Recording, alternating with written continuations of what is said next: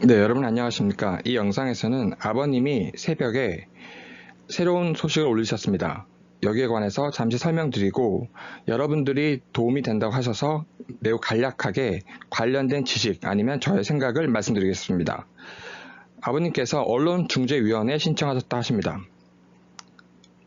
언론중재위원회 예고를 여러 번 하셨었죠. 그래서 손해배상 신청도 하셨고 정정보도 신청을 하셨다 합니다. 방송사 그 아래서 너무 잘못한 거 우리 많이 알고 있잖아요. 그쵸? 쭉 보시면 구체적으로 설명하고 계세요.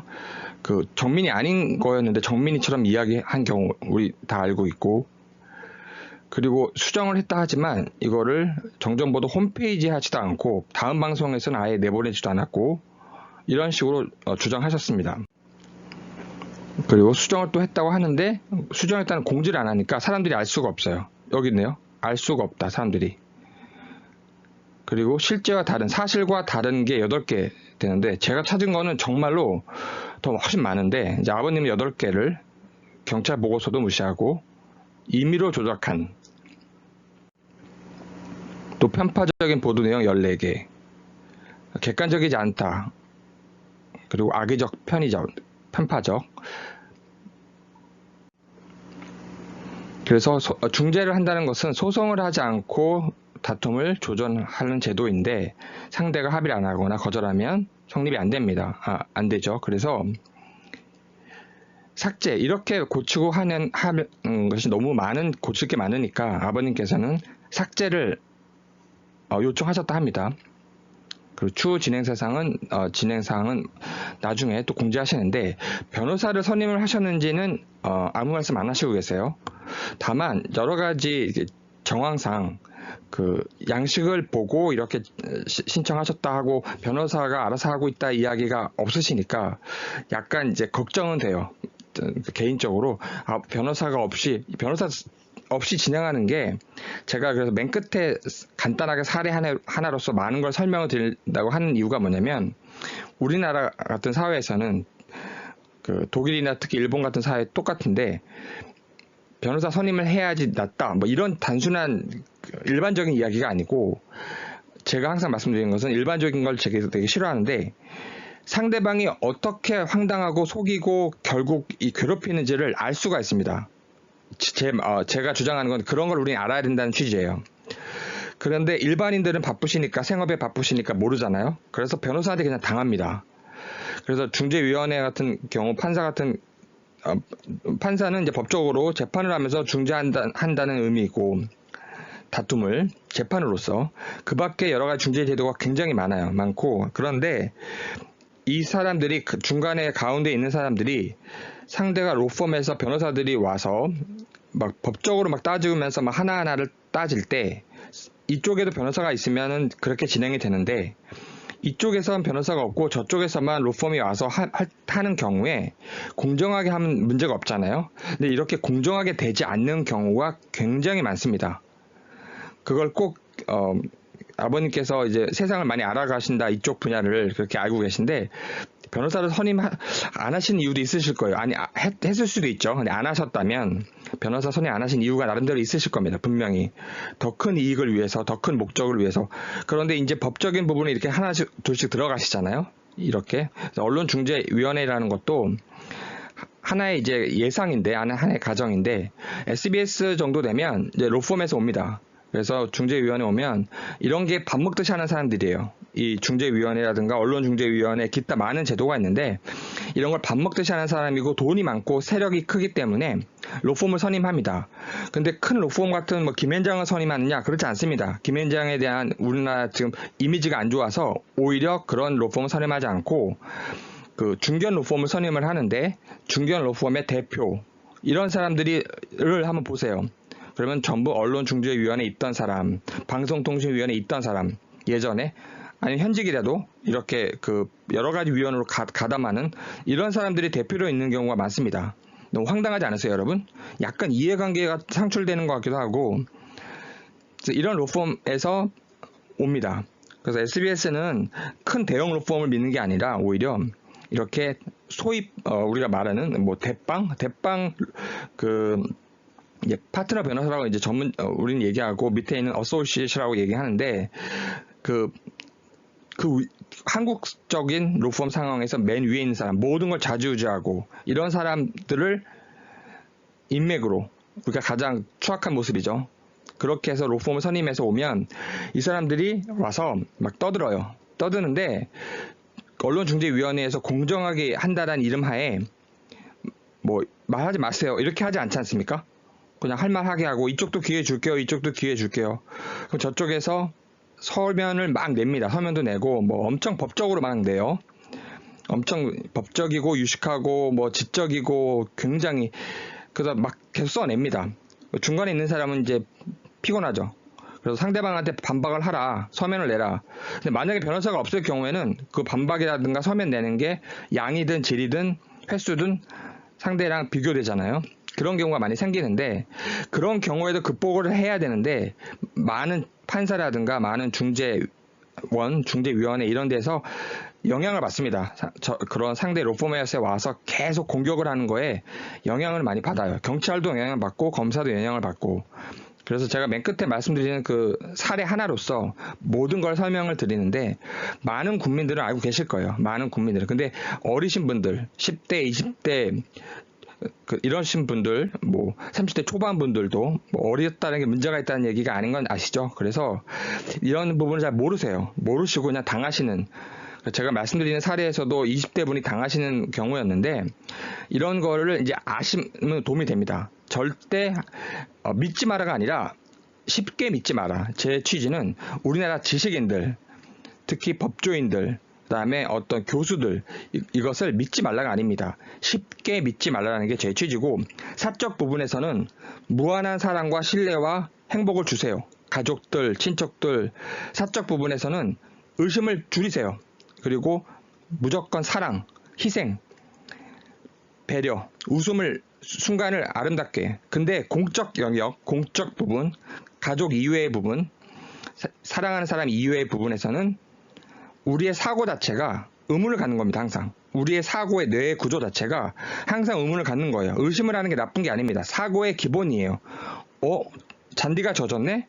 비가 왔나? 누가 물을 뿌렸나? 스프링클 뿌렸나?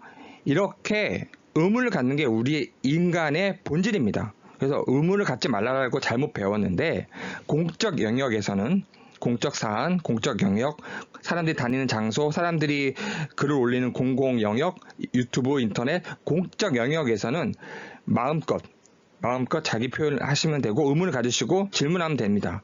그래서 질문하지 마라, 타인을 비방하지 마라, 이건 다 잘못된 겁니다.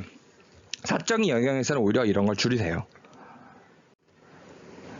그리고 이제 아버님이 그 언론중재위원회 이야기 말고 다른 이야기 하나를 더 하셨는데, 이 부분이 이제 오늘 핵심입니다. 아버님께서 무슨 말씀을 하시냐면, 가족 이야기 하고 계세요. 5시 5분에 나올 때는 송구해서 전화를 못 했는데 5시 28분에는 전화했잖아요. 왜 송구스럽지 않을까요? 네, 날카롭게 의문을 제기하고 계십니다. 왜 그랬는지 경찰에서도 대답을 들은 적이 없다 합니다. 네, 그래서 5시 5분에는 왜 전화를 안 했냐 이겁니다. 아버님 나중에 전화할 거면. 뭐 했죠, 여러분? 아무도 모르게 가족끼리 가가지고 뭐 한 겁니까? 그쪽 아들과 아버님이 10분, 15분 넘게 강을 수색하고 강을 쳐다보고, 왜 그랬을까요? 굉장히 중요하지 않습니까, 여러분? 이것이 저쪽에서는 뭐 그래도 어쩔 건데라고 한다면 그렇지 않습니다. 이렇게 국민한테 중대한 의문을 주는 것은 국민들 뇌리 속에, 뉴런 속에, 기억 속에 남아요. 그리고 반드시 나중에 배경 지식으로 재탄생해서 다른 사실과 결합이 됩니다. 그냥 잊혀지는 게 아니에요. 아버님의 이런 중대한 의문 제기와 국민들이 여기에 동의해서 너무 중대한, 쉽게 말해서 너무 의문이 강하다, 이해가 안 된다 라고 하는 부분은 그냥 어쩔 건데 상대가 이렇게 한다 하더라도 우리는 반드시 이것을 이용할 수 있게 돼서 다른 위대한 사상과 위대한 사실과 결합이 됩니다. 나중에. 그래서 아버님도 이런 것도 다른 사람이 쓴 글을 올리셨는데, 동석자 아빠가 10분간 강을 바라봤다. 이해가 안 된다 이거죠. 상식선에서 이해가 안 된다. 그래서 증거 인멸 현장 확인이라고 볼 수밖에. 저도 이런 영상을 많이 올렸죠. 이게 사람을 구조하는 출동이냐 아니면 증거 인멸하려고 하는 출동이냐. 저도 이런 영상을 2개인가 올렸습니다. 그리고 많은 분들이 이미 올리시고 계시고, 사람을 구조한다라고 하는 핑계를 댔는데 구조하는 모습이 거의 없죠. 아무리 봐도 구조하려고 하는 게 전혀 없습니다. 오히려 CCTV 의식하고 뭔가 뭔가 목적이 있어서 온 것 같은. 그리고 출동하면서 사람이 1초 1초가 위험한 장소와 위험한 상황이고 만취했기 때문에 1초 1초가 위험한 사람들이 많이 빠져 죽는 그 한강이라는 비탈도 있고 술도 먹고 굉장히 위험한 상황이거든요. 여기는 1초라도 좀 위험한 상황입니다. 그걸 인식을 했어요, 이 사람들은. 아들을 통해서. 그리고 아들이 혼자 왔고. 위험한 상황을 인식했음에도 불구하고 전혀 주의 의무를 전혀 발휘하지 않고 윤리적으로도 또 그리고 나중에 법적으로도 민사소송은 아직 이야기 안 하고 계신데 민사소송도 하세요, 아버님. 저쪽 가족한테 위험을 인식했습니다. 그게 핵심이에요. 그러면 바로 112, 119 전화하든 이쪽 아버님께 전화를 해야 되는데 저쪽 아버님과 가족은 자기네들이 갔다? 그리고 구조도 안 했다? 이거는 민사적으로도 일단은 불법행위가 될 수 있습니다. 주의 의무를 해야 되는 상황이었기 때문에 위험을 인식했기 때문에 자기네들이 위험을 인식한 걸 자기네들이 스스로 보여주고 있어요. 그래서 이제 그 얘기죠. 여기 이 사람들이 10분 동안 뭐 하고 있냐? 왜 강을 쳐다보고 있냐? 도대체 뭐 한 거냐? 구조하러 온 거냐? 아니면 다른 목적이 있느냐? 구조를 하는 장면은 없습니다. 10분 동안 그럼 저기서 뭐 했는지 모르겠지만 뭘 줍고 증거 인멸하고 수거하고 뭘 없애려 하고. 그래서 이 부분은 드러난 게 아직은 없지만 국민들이 의혹을 가져서 나중에 반드시 이런 부분에 대해서도 진실이 다가설 거라 믿습니다. 그리고 이 3가지 가정이라는 거는 제가 그냥 간단히 넘어갈 건데, 그리고 331 관련된 이런 거하고는 다른 차원이에요. 일단 331은 저는 2가지 이상을 제시하지 않았죠. 하나의 명제만 제시했기 때문에 강력한 거고, 이런 경우 증거 인멸한 거냐 아니면은 사람을 찾은 거냐, 정민을 찾으러 간 거냐, 이 부분에 관한 하나의 명확한 명제가 없기 때문에 3가지로 가정을 했고, 이렇게 3가지로 가정한다는 자체가 331과는 좀 다른 성질입니다. 그냥 일반적으로 쭉 한번 보시면 되고, 세 번째를 저는 말씀드리고 싶은데, 첫 번째만 잠깐 보겠습니다. 그러니까 모든 분들이 이거는 한번 생각해 볼 수 있어요. 저는 어떻게 생각을 했냐면 순간적으로, 그러니까 아직 정돈되지 않았는데, 친구는 공범에 대해서는 337 때 숨겼어요. 그리고는 이제 여러 가지 얘기가 있겠죠. 떨어졌다, 아니면 물에 빠진 것 같다, 애매하게 얘기하고 자세히는 얘기 안 하는 거예요. 그래놓고 아빠 나 어떻게 해야 될지 모르겠어요 한 겁니다. 술 취한 것처럼, 만취한 것처럼 행동했죠. 이런 상황에서 아빠는 일단은 그 아들을 구할 생각에 또 어떻게 되는지 모르니까 급한 것 같고, 또 친구 책임, 자기 아들의 책임을 지는 상황이 될 수 있을지 알고 일단은 그냥 있어라 거기, 일단 움직이면 CCTV가 잡히니까. 그리고는 목격자 알리바이를 보낸 겁니다. 그 자리에 그대로 있어라. 일단 뭐가 뭔지 모르겠지만 너가 책임을 지면 안 되는 상황 같으니까, 내가 볼 때 문제가 될 수 있으니까 CCTV 있는 거기 막 움직이지 말고 지금 네가 있던 그 자리에 가만히 지금 누워 있어라. 정민이가 떨어졌다 하는 그 비탈에 일단 그대로 누워 있어라 했던 겁니다. 그리고 그 자한테는 시키기를, 친구는 자고 있었던 것으로 해야 되니까, 그리고 책임을 지게 하지 않을 목적이죠. 그러니까 주변에 있는 걸 일단 수거해라. 일단 책임을 안 지게 하려는 큰 목적이 있으니까 거기에 부수되는 행위들을 한 거예요. 이게 드러나면, 증거가 발견되면 책임을 지잖아요. 그러니까 일단은 이게 지금 어떤 상황인지 모르겠지만 정확한 걸 애가 얘기 안 했으니까 일단은 거기 있는 증거를 수집해라. 목적을 보시면 됩니다. 목적은 뭐냐면 책임질 것 같다. 이 책임을 안 지게 하려고 하는 겁니다. 일단은 떨어졌는지 정말 익사했는지 이게 뭔지 모르는 상황이에요. 1번 가설은. 그래서 이제 2번째 가설을 제가 이제 보는데, 2번째는 처음엔 똑같이 갑니다. 아빠 정민이가 이게 굴러서 떨어졌어. 물에 빠졌는지가 같아. 자세히는 모르겠어. 어떻게 할지 나 모르겠어. 술 취했는데, 이렇게 얘기했고, 뭐 어떤 상황이야 도대체. 말을 못하네 얘가. 기다려봐. 가만히 있어. 움직이지 마. CCTV 다 찍힌다. 가만히 있어라. 그리고 자한테 시키기를 거기 누워 있을 거예요. 우리 누가 거기 가서 깨우세요. 깨우기만 하면 됩니다. 그냥 이렇게 한 거죠. CCTV에 잡힐 테니까 깨워서 우리 아들을 그냥 이렇게 보내라. 이 정도만 해도 됩니다. 여기까지는 큰 범죄도 아닌 것 같고 문제가 없을 것 같거든요. 일단 보기엔. 그런데 두 번째 가정은 1번과 다른 건 뭐냐면, 더 한 번 나아가서 우리는 목격자 자한테 시체를 발견하면 유기해라. 또 살았으면 익사시켜라. 이렇게까지 했을 수도 있죠. 가설이니까. 하지만 가능성은 좀 약하죠. 1번보다는. 이렇게 했을까라는 이제 사람들이 너무 충격이니까 이렇게까지 생각을 안 들 수도 있습니다. 그러니까 2번 가설은 1번 가설에 이게 더해졌는데 1번보다 더 가능성은 약하죠. 그래서 1번과 2번의 차이는 이 부분인데, 일단 1번과 2번의 핵심은 뭐냐면 아들이 뭔가 책임을 져야 되는 것 같아. 정민이가 무슨 문제가 생기면요. 그런데 그 책임을 안 지게 하려고 하는 그 아버지의 행동이었던 거죠. 일단은. 근데 최악으로 가면 이런 것도 시킬 수 있다 이거죠. 중요한 것은 3.3일 때 그 부모들은 개입하지 않았을 가능성이 높다 이거죠. 3.3일 때. 그래서 이건 제가 정리한 건데 지금 제가 설명드리면서 정리했으니까 특별히 제가 설명을 다 안 하고 넘어가겠습니다. 핵심은 아빠 나도 잘 모르겠어. 근데 뭔가 이상해. 그래서 책임질까봐 알리바이만 만들 목적으로 이제 보낸 겁니다. 나머지들은 그 목적에 따른 행위가 되고. 3번이 뭐냐면 3번이 제가 계속 강조했던 건데 3.3일과도 연결되고, 이것만 핵심적인 것만 설명드릴게요. 저의 주장은 공범이 있다 합니다. 근데 공범의 의미부터 우리는 알아야 되는데 138가 무관한 얘기입니다. 이걸 착각되면 안 되고 사전 공범을 얘기하는 거예요. 사전 공범이 뭐냐면 3.3일 이전에 떨어지거나 그 이후에 구조하지 않은 그 이전에 공범이 있다라고 저는 생각을 하는 겁니다. 그 이유는 뭐냐면, 공범이라는 건 이제 계획범, 고의범, 미필적 고의, 이렇게 고의를 가진 사람을 얘기하는 거죠.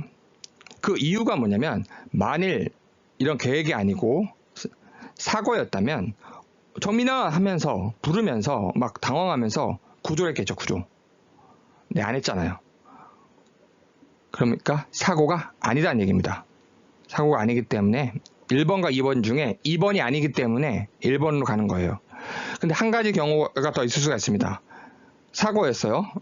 정민이가 굴렀는데 스스로 굴렀고, 그 순간은 예를 들어서 갑자기 귀찮은 일이 발생했다, 구조 안 해야겠다를 그 순간 생각해낸 겁니다. 이런 경우가 좀 드물겠죠. 가능성은 떨어지겠죠. 다만 상정을 할 수 있다. 하지만 그럼에도 불구하고 구조 의무 이행을 안 했죠. 그럼 계획설과 똑같다는 겁니다. 저의 주장은. 구조 의무 이행을 안 한 행위, 구조 의무를 이행 안 한 행위가 핵심입니다. 그래서 1번과 똑같다.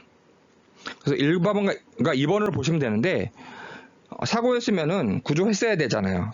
정민이가 남아있어야 되잖아요. 정민이가 없어졌잖아요. 정민이가 남아있을 때는 사고였어요. 제가요 몰랐어요. 어떡하죠? 구조를 하려고 했었는데 이렇게 됐네요. 그래서 구조하려고 했었고 정민이는 남아있고 다치든 죽든 이런 게 사고인데, 구조활동한 적도 없고 정민이가 남아있지 않습니다. 지금. 그러니까 뭐다? 계획범이다. 근데 혼자 할 수 있는 상황이다? 아니다. 그래서 공범이 있다. 제 주장입니다. 많은 분들이 이렇게 또 이런 추론하고 계세요. 또 다음이 이제 관심 있는 분만 살짝 보시라고 한 이유가 뭐냐면, 아버님이 이제 앞으로 겪게 될 언론중재위원회 여러 가지 법적 문제에서 아버님이 이런 상황을 이렇게 이런 직면하게 되실 거예요. 한 예로 지금 개마고원에서 나온 법을 보는 제목하에 책이 있습니다. 김욱이라는 사법시험 출제위원, 그 교수예요. 로스쿨 교수인데 헌법 법차라고 공부했고, 근데 이 사람 책을 보면, 이 사람에 대한 책은 세상에 공개한 거니까 우리가 의견을 표출할 수 있습니다. 이 책을 법을 보는 법이라는 책을 보면 법철학이고 헌법학자답게 수많은 전 세계적 법 이야기를 다루고 있어요. 미국 법도 엄청 다루고 있습니다. 굉장히 잘 썼어요. 참 재밌게 썼다. 근데 맨 끝은 뭐가 나온다? 마르크스. 맨 끝은. 그리고 법치주의는 문제가 있다. 양심의 자유 얘기하면서 문제가 있다. 왜 그러냐면 이제 나옵니다. 자본가의 법이다. 마르크스가 한 얘기입니다. 우리가 알고 있는 법은 자본가의 법이다. 이것을 타파해야 된다. 폭력혁명. 그래서 국가를 전복하고 계급을 없애고 그 다음에 오는 게 법 없는 세상. 그냥 대놓고 마르크스주의를 핵심을 그대로 얘기하고 있습니다. 그런데 문제가 뭐냐면 썰 푸는 게 아니에요. 그냥 진중권이나 유시민처럼 썰 푸는 게 아니고 이 사람은 책 한 권에 아까 말씀드렸죠. 법철학적, 헌법적 무수한 이론과 사례와 미국 연방대법원 존 로버츠라든가 예전에 홈즈라든가 유명한 대법관들도 전부 인용을 하면서 정말 놀라울 정도로 인용을 하면서 논증을 해내고 있습니다. 이 사람은. 그런데 마르크스가 나와요. 결론이. 제가 무슨 말씀 드리려 하는지 아시겠죠, 여러분? 그 말은 사실과 내용과 개별적인 것을 빼고 개념과 이념, 이론과 일반적인 걸로만 가면 우주도 점령하고 신과도 친구가 될 수 있고 자유민주주의에서 시작한 책이 맨 끝에는 마르크스주의로 끝날 수도 있는 겁니다. 사실과 내용과 개별, 사실과 개별적인 거. 개별적인 거 사실이 현대사회에서, 현대과학에서, 현대법에서 가장 중요합니다. 이것을 빼고 개념과 일반론만 얘기하면 뭐든지 조합하고 누구나 철학자가 될 수 있습니다. 누구나 뭐든지 만들어낼 수 있어요, 여러분. 개별적인 것과 사실적인 것을 중시해라. 그래서 뉴턴이 자기의 눈을 갖고 실험을 했죠. 뭘 위해서? 개별적인, 세부적인, 사실적인, 빈틈없는 어떤 것을 추구한 겁니다. 개별적인, 사실적인, 세부적인 것. 이것을 발견하기 위해서 뉴턴은 자기 눈을 바늘로 찔렀어요. 너무 눈물 나지 않으십니까, 여러분? 따라서 이러한 것을 개별적, 사실적인 걸 다루지 않으면 개념과 이론과 일반적인 것만 갖고 논하면 공호, 거짓, 왜곡, 결국 진실엔 절대로 도달할 수 없습니다, 여러분. 그래서 좌파 애들이 가장 많이 하거나 저는 좌파 얘기하니까 저한테 이념 이야기 하는데 그런 게 아니고요. 좌파 중에서도 훌륭한 분들 많습니다. 제 취지 이제 아시겠죠, 여러분? 저는 공산당, 중국 공산당을 추종하는 좌파를 말씀드리는 거예요. 인권을 무시하고 마르크스를 추종하는 사람들을 말씀드리는 겁니다. 저는. 그래서 폭력혁명을 주장해서 모두 죽여라.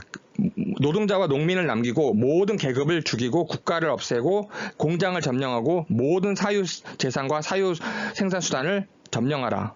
폭력. 이거를 저는 반대하는 겁니다. 진실에 조달할 수 없다. 그리고 그 이후의 것도 제가 설명드리려 했는데 제가 20분 넘었기 때문에 다음에 설명을 드리고 일단 오늘 아버님의 블로그를 설명드렸고 그리고 제가 말씀드리고 싶었던 이런 부분을 참고하셔서 어떤 현상과 우리나라의 어떤 그 사회를 보시면 도움이 될 거다 이렇게 말씀을 드리고 싶습니다. 여러분 감사합니다.